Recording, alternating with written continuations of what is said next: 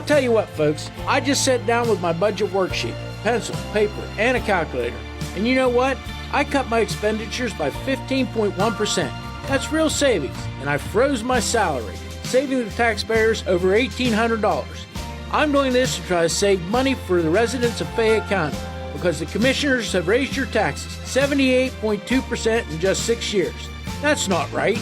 On November 4th, 2025, vote for me, Jon Marietta, for Recorder of Deeds. Let's keep fighting for fiscal sanity and protect your hard-earned money. 'Cause there ain't no doubt I love this land. God bless the USA.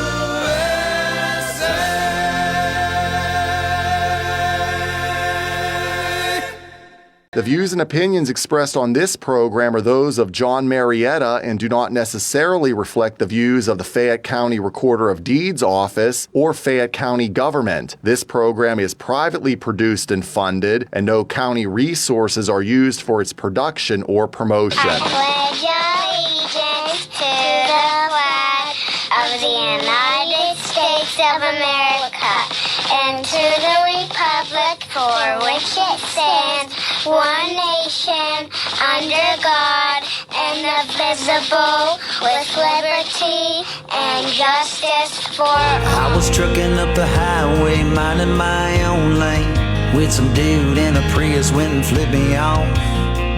Guess my redneck hit him wrong. Seems like everyone these days is a ticking time bomb full of hate for folks like me who don't agree and ain't ever gonna change. And it gets me thinking, leave this long-haired country boy alone and then start singing. And I am the Hillbilly, and it's another Trump-tastic day here in Fayette County. Today's show is being brought to you by Miser's Garage and Tire Center, Bung's Auto Body, Fayette County Storage, and U-Haul. They're the IDF of Fayette County. PatriotsOnline.com, Country Motor Sales, JB's Market in Dunbar, Gunslingers in Connellsville, Tactical Civics, Thundering Hills Feed and Supply, The Ink Spot, Fayette County MAGA Patriots Group, Solid Foundation Ministry, Highline Motorsports, Gun Owners of America, Hillbilly Jon Radio, Jon Marietta for We the People, Powerline Speedway, and I tell you what, it's just starting to sprinkle out there, or stopping to sprinkle right now, but it's been a really good day here in Fayette County. I've been all around putting signs up. I want to apologize. I put a sign up in somebody's lady's yard that she wasn't a fan. She let me know about it. She called me, but I apologize for that. I got the wrong address. But anyways, here we go. Each of you should use whatever gift you have received to serve others as faithful stewards of God's grace in its various forms. That's 1 Peter 4:10. Now, folks, I'll tell you what. That verse right there fits today's guests like a glove. Both of my guests. Because when you are talking about using your God-given gifts to serve others, few people do it better than Ira Dean and Nick Polito. You might know Ira is the wild band bass player and singer from the country group Trick Pony. Or maybe you've heard one of his solo hits like Beer Gasoline or Something About a Sunday. But if you have ever met him, you know he's more than just a musician. I tripped over that one. He's a patriot, a man of faith, and a true believer in the power of music to bring people together.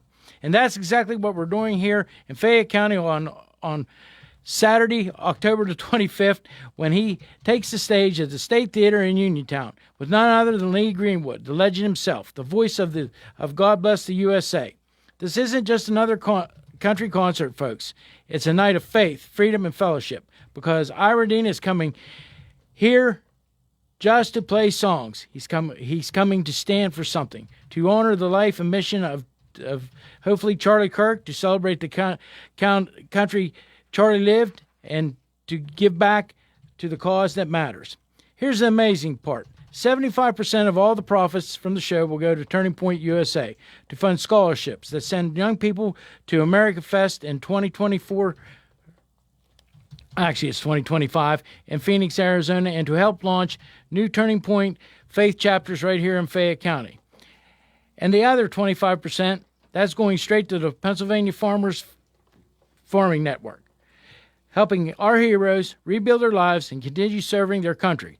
This time through the soil and sweat of farming. That's the kind of man Ira Dean is. He's a musician and with a mission. Man, I got to say that again. Ira, I apologize. He's a musician with a mission, a country boy who never forgot his roots. And when you talk to him, and I've had the pleasure, you'll find he is as real as they come. No fake smiles, no Hollywood gloss, just heart. So today we're talking about music, about America, about why this concert isn't just another show. It's a movement, a reminder that patriotism still sells out theaters. Faith moves hearts, and this county's still worth singing about. Because, folks, as Ira Dean will tell you, it's not about fame. It's about faith, freedom, and family, and that's exactly what you'll feel when he hits the stage right here in Fayette County. Ira, I apologize for tripping over everything. It's been kind of a busy day. I try to put that together without my glasses. But I got through it, and I appreciate your understanding. John, I don't care how many glasses I got. I couldn't say musician on a mission 3 times fast. I couldn't do it. Hey, I appreciate you. He called me the other morning, and he says, John, we got to talk. And I thought, oh, man, he's going to get laryngitis. But that wasn't it. But we worked it all out, what the problem was, and he's on his way. So. Oh, yes, I'll be there. I appreciate it. I'm really looking forward to this. I am looking forward to this, and it's awesome that you guys are giving back to the Charlie Kirk, part of the proceeds to Charlie Kirk Foundation. It's man, we're going to have a great time. I have Nick Polito here with me, and we're kind of winging this today. Nick, do you have any questions right off the top of your head? I just want to say hello, Ira. I've heard a lot of good things about you, buddy. I think you know my good friend Dave Pahanish. He's who I'm writing with down in Nashville currently. We're working on a full album together. He was like, you have to talk to Ira Dean. He's one of the greatest dudes he's ever met, he claims, and I'm looking forward to shaking your hand and doing some jamming with you, man. Well, Dave's a good guy, man. He's talented. You're in good company. He's a heck of a talent. I met him when I was 16 at a graduation party, and 4 years ago I decided to take the leap after coal mining for almost 10 years to go into the music industry full time, and him and we've developed a pretty good friendship and relationship, and decided to work together at the beginning of this year. And I told him about our show that you and I are, gonna do here in just a couple weeks, and have Lee Greenwood come. And he was like, "Listen, man," he was like, "you will not find a better man to play some music with and hang around." He spoke very highly of you, so I'm very much looking forward to it. For those out there that don't know who Dave Pahanish is, he's had hits with Toby Keith and Keith Urban, and I mean, he's just a heck of a songwriter and a great singer, a great guitar player. And I take those compliments highly coming from that guy. Oh yeah. I'm hoping to get him on a ticket with us one of these days, man. He comes to town frequently, well, a couple times a year, and him and we do a show here and there together. So maybe we all can get on one together, man. Heck yeah. I ain't afraid. No. Tell him to get his butt. Tell him to get his butt away from his wife and get up here. Come on. That's right. Of course, I lead into the show with your song. I was listening to "I've Got Roads" on the way in here. I can't. It's so good. I mean, all these things, they bring me back to a part of my life when country music was country music. And I really appreciate that. I know you're good friends with Ted Nugent, and then there's how do I want to say it? There's kind of a shadow there that you guys all kind of combined together. But I think you probably got Ted over to the countryside more than he got you to the rock side. Huh? I don't know about. I always heard that Ted hated country music. I always heard that, and we became friends. And slowly but surely, I think I've converted him. He loves old R&B and old rhythm, and country music isn't nothing but the working man's R&B. So he's finally come to the dark side of country music, I think. So you play a bass. Now, that's bass guitar. Have you ever played a bass, like an upright bass? Me? Yeah. Oh, yeah, I was known for that in the group Trick Pony. That's what I played. I played one with headlights in it. And, yeah, I play upright bass. I play, on my stuff, I play guitar. But, yeah, I play, and I also play bass for Brooks and Dunn right now, out on tour with those guys. So I play like 13 instruments. So hell yeah. Oh, but I've learned that those big upright basses take up a lot of room. At one time I had 10 of them, I think, but I'm down to about 4 or 5 of them now, and I got a lot more room to walk around in my house. So, did somebody teach you to play the upright bass, or is that what? Oh, you're talking about this story. So I went to, I see where this is going, John. I totally didn't bite on it. I went to college as a drummer in Southern Illinois University, and I moved to Nashville, and I got a job playing bass for Tanya Tucker, and she always thought I went to college to be a bass player, so one day she came to me and she goes, "You play upright bass, don't you?" And I lied because I wanted to keep my gig. And I was like, "Yeah, I can do that." And she goes, "Well, bring it out next time, and we'll work it up in the show." And I said, "All right." So immediately I got back to Nashville and called my dad. I said, "We got to go find an upright bass." And I think it was either McMinnville or Tullahoma, Tennessee, had one at a music store in the window. It was a 1951 Student Model K. And I bought it, sight unseen, went out there, picked it up, put some gut strings on it, and I called Johnny Cash's bass player, Dave Rowe, who was a dear friend of mine. He passed away not too long ago. And I said, "Dave, I got like 7 days to learn how to play this thing, 7 to 10 days. And he's like, "Oh, we got it." And so I played literally till my fingers bled. When I went back on the road with Tanya, I had Band-Aids on every finger of my right hand from slapping that thing. And then we never used it. We never used the thing. I was so mad. I learned to play it. So when Trick Pony formed and we wrote For Me, I was like, hold on. I went and got my upright bass, and we wrote that thing around upright bass because I was like, we got to put upright bass in a song because I learned how to play this thing. So that's how that whole upright bass thing started. That's awesome. Yeah, it is. So, Ira, how long you been in the music industry, man? I started playing clubs. I won a talent contest at a bar. My dad and mom were divorced. And my dad brought me this club, and I did the talent contest when I was like 12 or 13. And I ended up getting the house gig. And so my mom said as long as I didn't mess with my schoolwork, I could keep the gig. So she would walk me in there, and I would play like 3 nights a week and then sit there and do my homework at the table. And that was when I was like 12 or 13. I've been playing. I've had a gig ever since. That's awesome. I was reading some articles about you, man. You've got a very timeless story. Writing for, the songs for like Aaron Lewis, and you've put a heck of a dent, man. You should definitely be proud of yourself. And I've been listening to a lot of your music too. It's great. Don't ever give up, man. You're knocking them dead. I'm very much enjoying. Very much. Oh, thanks, man. I mean, I don't have a plan B. Music was my plan A and my plan B. So it was if I quit playing music, I got to buy a hairnet and start, working fries at McDonald's because I don't have a backup plan. I have no other skills. You know what? If you go and do that, my backup plan, I don't have one either. I'll probably have to get a referral from you. Maybe you can get me a job frying fries too, man. I don't think either one of us have anything to worry about.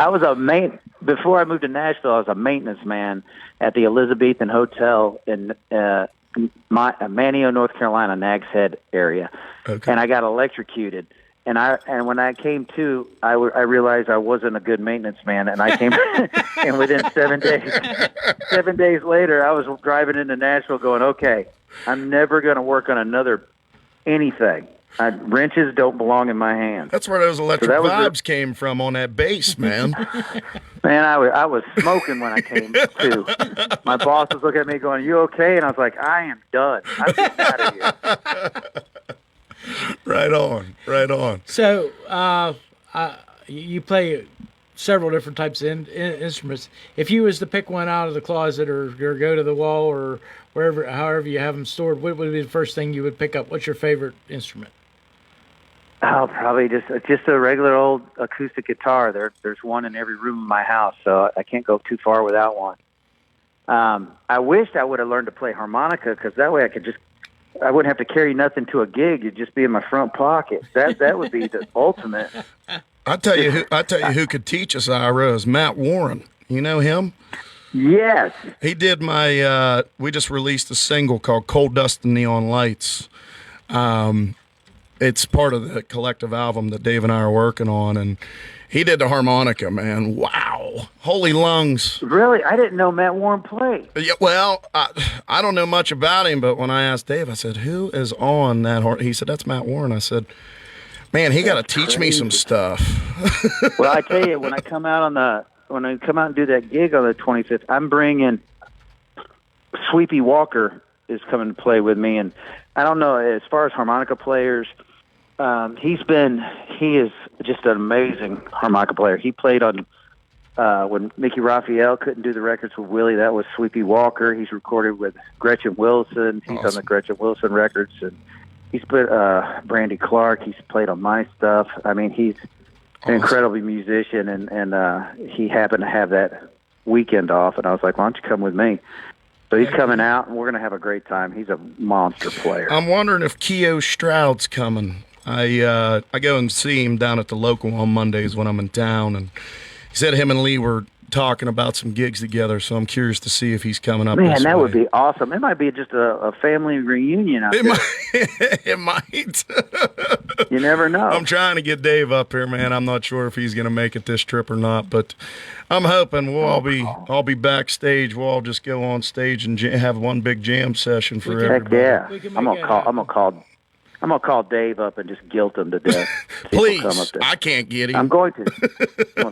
I will. I'll guilt the mess out of him. So, you had a story that you told me before about playing someone's guitar. It was left in the studio, and you just walked in and picked it up. Was it Conway Twitty?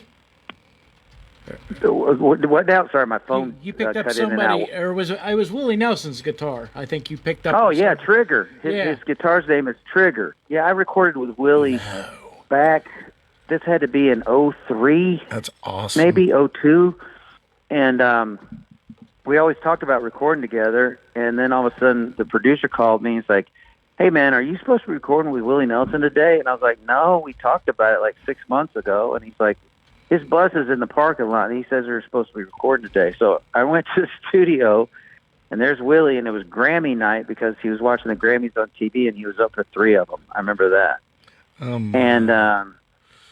And of course, you know, Willie was being Willie. You know, I walked on the bus to a big cloud of smoke, and I said, "Man, I'm going to go in the studio and see how things are going in there." So I went in there, and there's Trigger, the old gut string guitar. And so I looked around and nobody was there, so I got down on one knee and I'm sitting there playing that guitar. And then I was playing it for a while, and I was like, "This is just so amazing. This is incredible." I'm finally cutting with Willie Nelson. And I felt somebody like looking over my shoulder, like, and I turned. He was close enough to kiss him. There's Willie Nelson's face, and he goes, "You like it?" And I was like, "Yeah, I'm sorry." And he goes, "No, keep playing." So I sat there and played his guitar for a while. And I think we recorded Whiskey River together. And then, it was a great day. But, yeah, I got to play Trigger, the old gut string Martin. That was just incredible. That is awesome. Wow, man. You've been out and about everywhere in the last few months. Actually, last 6 weeks. You've been out to California. Did I get that right? We've been everywhere. California, West Coast, East Coast, everywhere. I've been out with Brooks and Dunn. We went up to Canada for a few shows. We're out with the Morgan Wallen tour, so it's insane. It's not a ring. We're playing stadiums. I think our smallest crowd was 77,000. It's insane. Morgan Wallen is on fire. In Canada. Yeah, Canada. We played some football arena up there in Edmonton and Toronto. And it was incredible. They love country music up there. Well, they like football in Canada too. Well, and soccer, but most of the stadiums were built for soccer.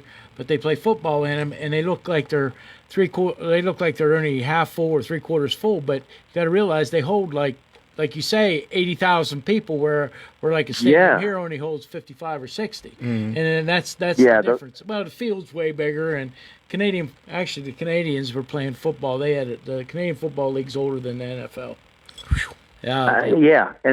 But I tell you this, they got the ugliest jerseys and helmets I've ever seen in my life. We played there.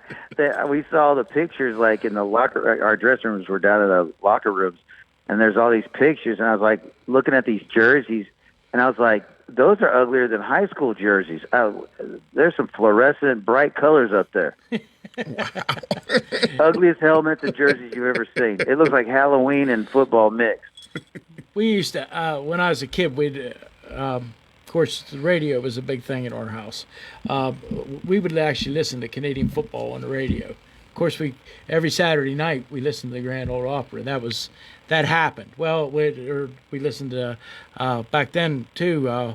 The Wheeling had a show every night. On WWVA, they had a country show every night we listened to too. So.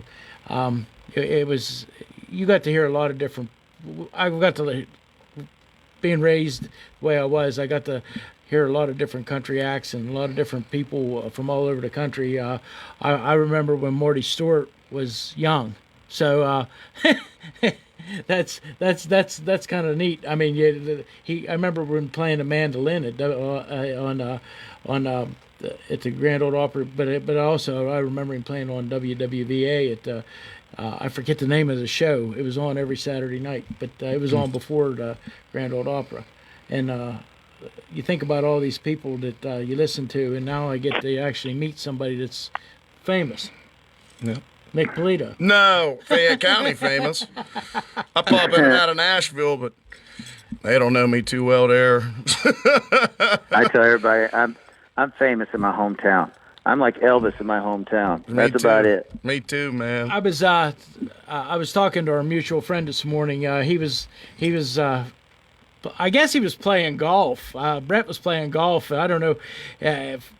He's always playing golf for the Hula Bowl, so I don't understand that. They play golf for the football game, but he's always playing golf. And he said, did you talk to Ira? And I said, I did. And he said, how's everything going? I said, I think it's going pretty well. I said, I think we're going to be okay. Yep. So, I think we're gonna have a good show, man. It's Fayette County. It's when things like this come together, they normally get pretty busy. I mean, even out at the fairgrounds, they brought Tracy Byrd here, and we ended up opening for him a couple years ago. I was playing for beer money and tips in a place called the Hopwood Tavern in the corner. There was so much smoke you couldn't see your hand in front of your face, and a good buddy of mine come up to me and was like, hey, man, Tracy Bird's coming to town. I said, cool, let's get tickets. He goes, no, you're going to open for him. And that was like my first year, in it playing full time. I'm like, there's no way, man.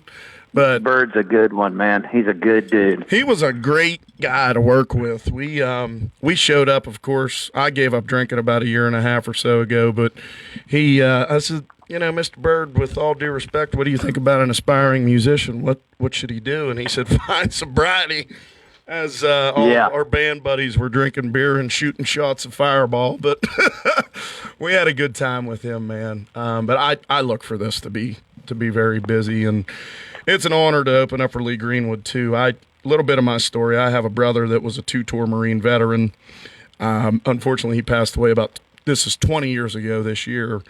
And Dave and I, we just finished up a song for him. We're going to release it on his 44th birthday. But when he was getting ready to go into Afghanistan for his first tour, when he had called home, to tell my parents and all of us pretty much goodbye, didn't know what was going to happen.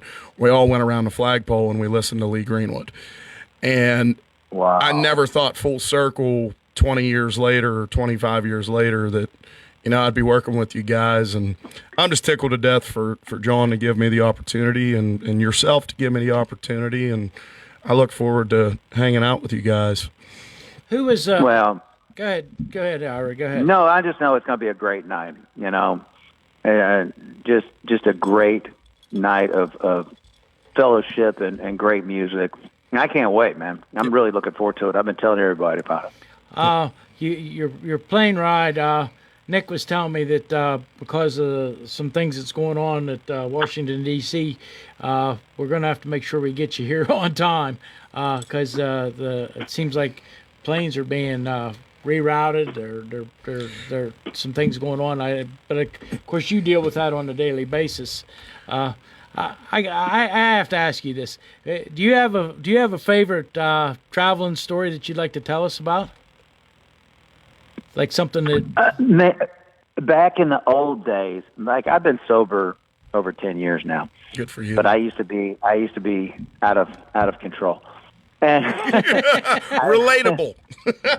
Yeah. I remember it was a group of musicians, a bunch of us were flying to some charity event. And I was sitting next to Eddie Raven. He had some country hits way back in the day, like Bayou Boys and all this stuff. He's a Louisiana guy, older guy.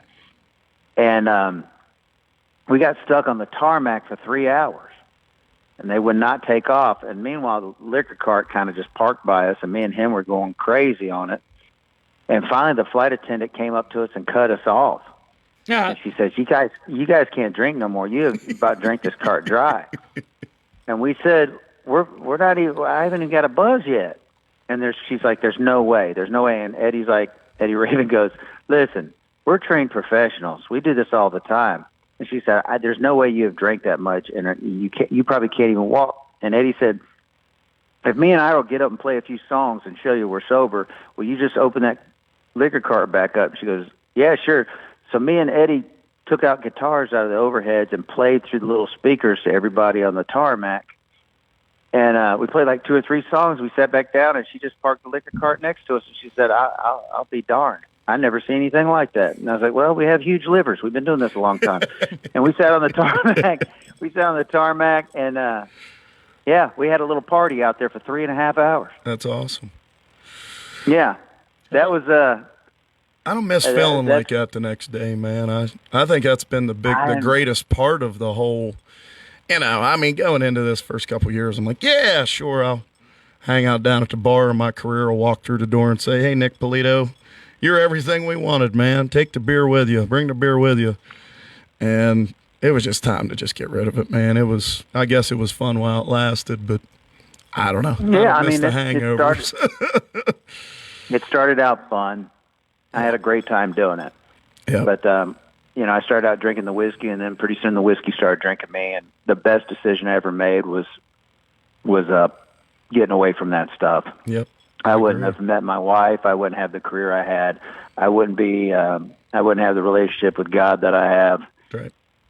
It's been the best decision of my life. Yep. But I guess part of me, I wouldn't have the relationship with the God that I have now if I didn't bottom out from that stuff. Because I think God had to break me down and redesign me. He's like, okay, you got the wheel. And he let me crash it to the bottom, and then I was finally just said, okay, I'm all yours.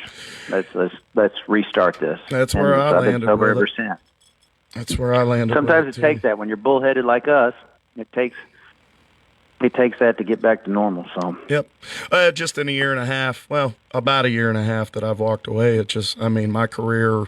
Dave and I, we started working together here in the beginning of this year, and I had an in-person audition for America's Got Talent, and it ended up getting canceled because Pasadena caught on fire. And at that point, I had a little gig up here at the local winery with Dave, and I told him the story, and he's like, Nick, maybe you need to take a little bit of a hard route. He's like, not like a crazy hard route, but why don't you come to Nashville and let's try to write some songs and see where it goes. And initially, it was just supposed to be a couple song EP, and then we just hit it off. I mean, we've developed pretty much a whole collective album, and I've met great people along the way. And I wouldn't be doing these things if I was living my life with a 12-ounce can in my right hand and doing the things that I was doing. It's just have a career or be drunk. One of the two. What do you want to do? I'll take this. I'll take music any day. You're right. It's a way bigger rush for me.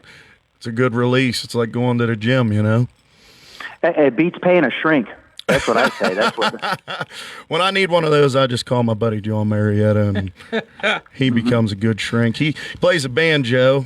You know, he's been asking us all these questions. Now it's time for Ira, you and I to ask him some questions around here. No, you don't want to hear me play he the said banjo. he can sing. He plays the banjo. All right. We're getting this party started. Bring that banjo. I think it only has 4 strings on it right now, so I think I broke the 2 strings on it the last time I had it out, and my wife said, "Well, you can put it in the corner." Best banjo I ever heard in my life had no strings on it. That's not fair. That's not fair. That's not fair. I'm just kidding, John. I'm just kidding. Roy Clark could play the banjo. Oh yeah. I'm far from being Roy Clark. I tell you what, I enjoy that kind of music. I always have my whole life. I don't know why. I was even in high school. I was the guy that listened to Hank Williams Sr. Instead of Hank Williams Jr. Back then, I had a 74 Ford pickup truck that had an 8-track player in it. Mm-hmm. So and I had all bluegrass and of course Hank and of course Hank Snow too. I liked Hank Snow, and I got to I'd be rolling down the road. Of course, my wife didn't care for that, so I don't know whatever happened to them 8-tracks. They're probably worth a lot of money if I could ever find them. I'm sure.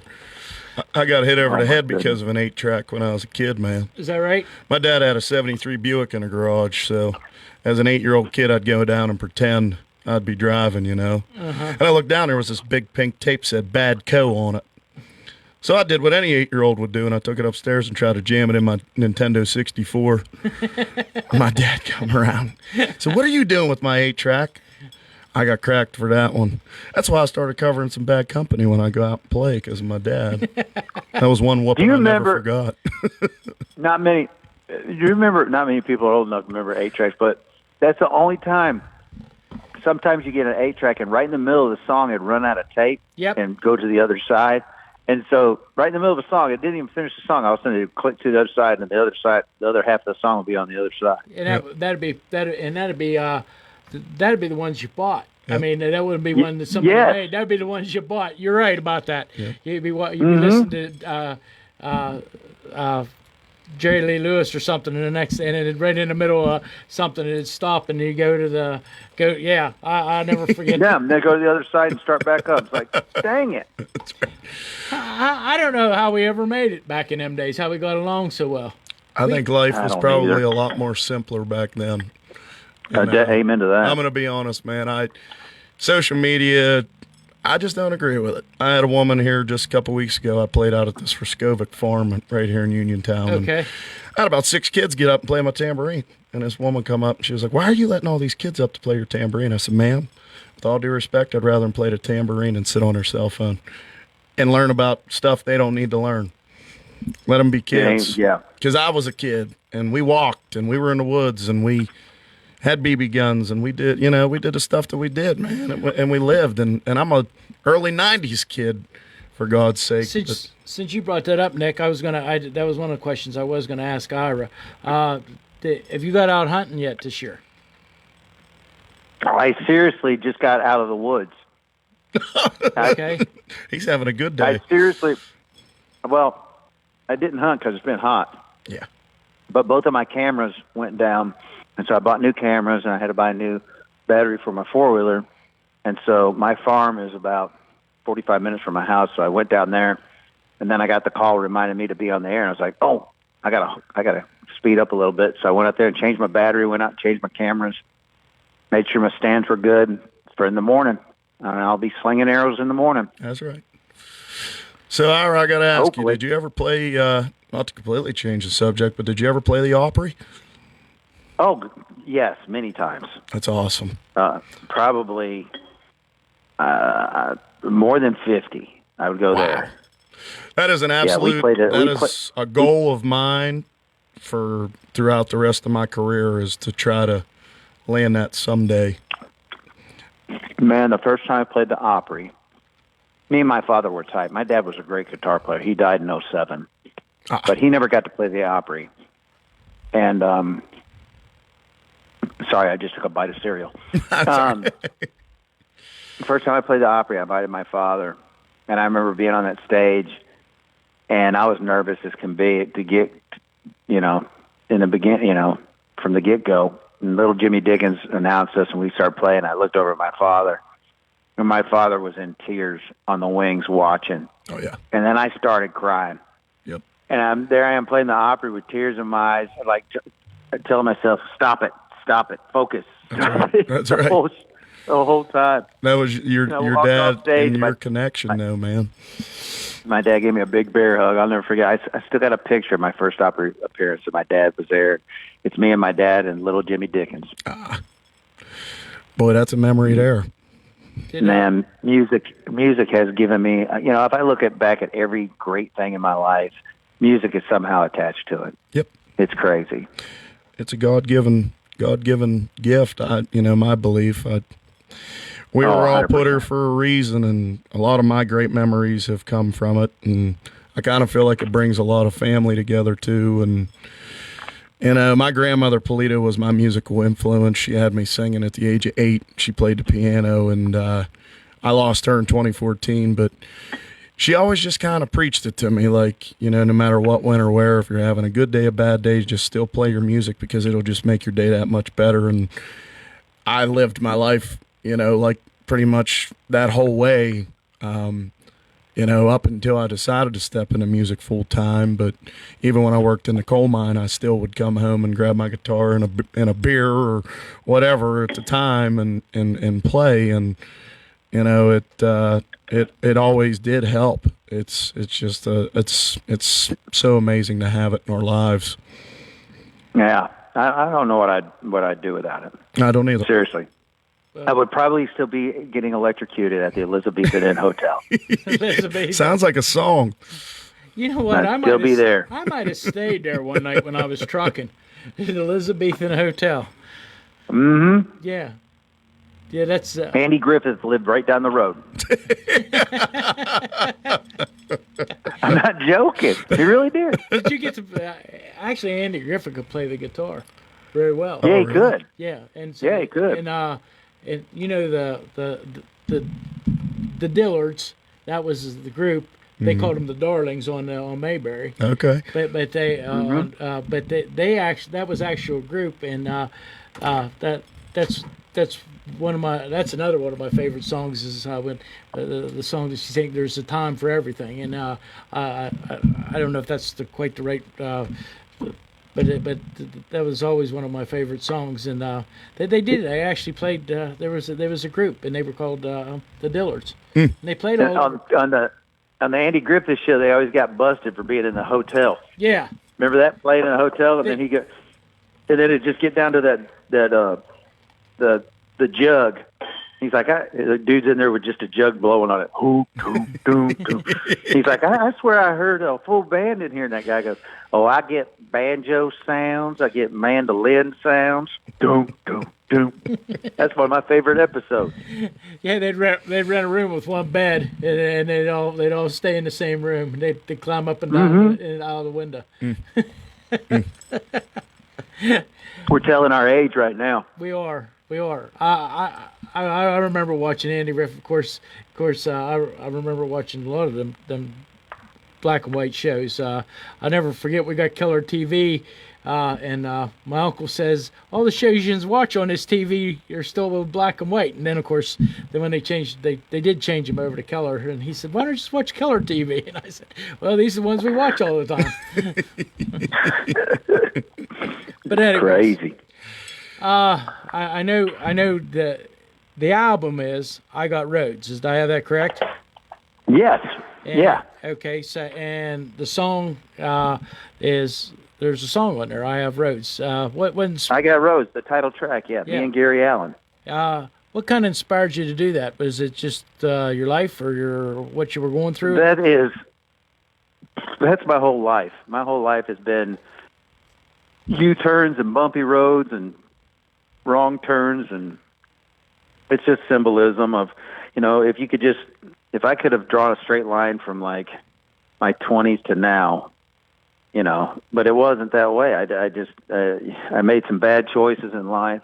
I made some great choices in life, and I just put them all in a song called "I Got Roads." And me and Jeffrey Steele wrote that with Gary Allen, and Gary's had some difficult times too. You know, we both suffered some early deaths in our life that put us to the dark side, and so we wrote that together. And I was like, Gary, you want to do this thing with me? He's like, heck yeah. So we did that. And matter of fact, the lyric video is out on my YouTube channel. It's been out for 12 days and views already, which is crazy for a lyric video, but it's doing really well. That's great. Yeah. That's great. You skipped a little bit. How many views did you say it had? Almost 3 million. Jesus. Yeah. Dang, boy, who am I talking good. to? So He's done well. Doing good. Ira, Doing good, I Ira. Doing great. appreciate you calling in. It's Columbus Day. I want to thank you. I found out at 10 o'clock this morning that the banks was closed by the man sitting beside me. He said, "Why they got banks closed?" And I said, he said, "I need money." And I said, "Well," I said, "you're not going to get none today." I'm sure Ira knows when you get on them 3-4 day gigs, man. I'm still in the building part of it, Ira. So I'm 2 gigs a day to try to scratch my dollars, and I had 2 on Friday, 2 on Saturday, and 1 on Sunday, and I guess it's just paying dues. Sometimes you just don't even know what day it is, and I know that you've been through that, I'm sure. Oh, I've lived it. I lived it, playing for tips and compliments and not knowing. It's like, this feels like a Thursday. No, it's a Sunday. Oh, okay. Yeah. No, man, it was honestly, it was a pleasure to talk to you, and I can't wait to see you here in a couple weeks, and hope you I can't wait to hear you, man. Can't wait. Man. And for those out there listening, if you don't come out, you're going to hear the stories in the morning, because I'm not making that trip to play half cocked. I'm going out there. We're going to have some fun. Oh, we're going to drag them. Don't worry. We're going to get them. All right. I think so. Okay. Hey, Ira, you take care. Stay safe. And, Hey, you take care, too. I'll see you in about 10 days. Get a big buck tomorrow. I'm going to try. God bless y'all, man. Yeah, You take too, care. man. You too. Hey, Take care. Bye. I want to close up with you, Nick, because I know you just came back in off. You were out. Where were you? No, I'm getting ready to leave. Oh, I'm getting ready to go out to the Poconos. I'm going to leave Wednesday night. I landed a couple gigs out there. This will be my first ticketed event. I believe it's going to be sold out. If it isn't sold out, it's really close. It's a 200 tickets, but this will be my first one in an area that isn't real familiar with me. So it's going to be at the Nusquehoning Recreational Center in eastern PA, Pocono Mountains. Did you have to practice that? No, not well. So I call him Manager Joe. He's my buddy out there that's been trying to help me. He makes me rehearse a little bit before I go on the radio, and he locks me in a dungeon with chains and feeds me bread and milk for a couple days to get that pounded in my brain. No, I'm just kidding. But yeah, so we're headed out to the Poconos for a couple days to play. And I'll be back Sunday, and I'm going to open up for Ira and Lee Greenwood here. And then the following day, I'm going back to Nashville to cut a couple more records with my buddy Dave Pahanish, and we're just going to keep on keeping on. Well, I'm supposed to go down to Nashville for not for records, but I'm a good friend of mine. He wants me to meet him down in Nashville here or somewhere close to Nashville in the next. Probably after the election, we'll get down there. Yeah, you gotta let me know, man. Maybe we can line something up. Yeah, you gotta come down and hang out. Yeah, well, I think there's probably a football game involved in it. Okay, down there, so maybe we can see what we can do. Yeah, he wants to take me to. I assume it's probably, I don't know, maybe Nick would know. Is it Tennessee? Plays out close to Nashville somewhere. Oh yeah, they're in Knoxville. Okay, so he said it was couple hours out of Nashville, but he wants me to meet him down there. He's in Ohio. You never been before? I've been to Knoxville. I've been to Nashville. Actually, I broke a transmission in Nashville one night,